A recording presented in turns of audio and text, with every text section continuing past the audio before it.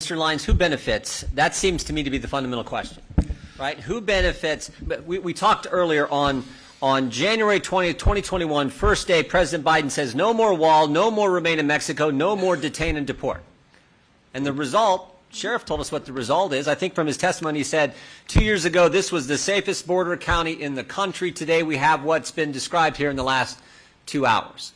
Yes, so sir. it sort of raises the fundamental, who benefits from this border that's no longer a border, from this open border chaos on our southern border? Who benefits from that? Does our health care system benefit, No, Mr. sir. Lyons?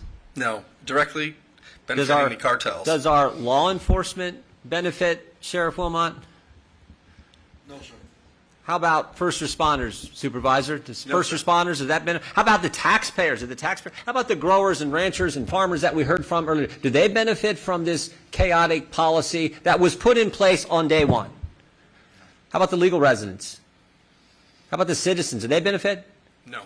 That's the takeaway here. That's that.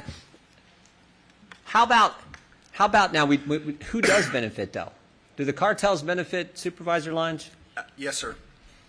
100%. Do the drug dealers benefit? 100%. Yeah. And the scary thing is, the sad thing is too, the people, many times the people who are being trafficked across, they don't really benefit either. The things that happen to women, things that happen to kids, we've talked about that.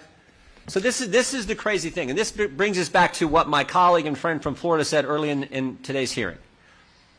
I don't think they're going to change. I don't think Joe Biden's going to change, because any administration that puts in policies that harm the citizens, harm law enforcement, harm the taxpayers, harm the farmers, harm the ranchers, harm everyone, it seems, and only benefit the bad guys, the cartels and drug dealers, I don't know that they're going to change without a fight.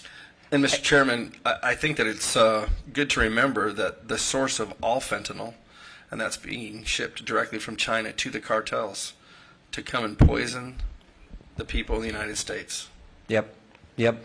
And here's, I would just add this to it as well. And this was in your testimony, Supervisor. In your testimony, you were asked by, I believe, by Mr. Gates, as I think you said Secretary Mayorkas lied to your face. That was your testimony here today, under oath, here today. You took the oath when we swore you in. You said, so if you have an administration that you pay for, your tax dollars, pays for the federal government, they come here, they promise to work with local government, work with the local community to better the situation, and then don't deliver on their promise, the only way we're going to fix this is a fight. And the way our system works, is when you have split government, you have to do it on the appropriations bills. We are going to have to attach on the appropriation bills, say, look, if you don't start enforcing the law, as Mr. McClintock pointed out, if you don't start enforcing the law, we're not going to fund certain things. I mean, not our law enforcement, not Border Patrol, we need that, but other things, we're going to have to do that if we're going to remedy this situation. Yes, sir. That's how bad it is, that's how serious it is. And we came here today to just underscore and hear from people who've been living it now for 2 long years, to hear from you all, so we can go back and tell our colleagues, look, we're going to have to fight. We're going to have to fight for the good people of Yuma County, the good law enforcement folks in Arizona, people providing health care, the mayor of this great town, and, as our other members have pointed out, folks all over the country, because every country is now impacted by 5 million illegal migrants coming into our country in the past 2 years. And that's what we pledged to do. So I want to thank you all for being here today.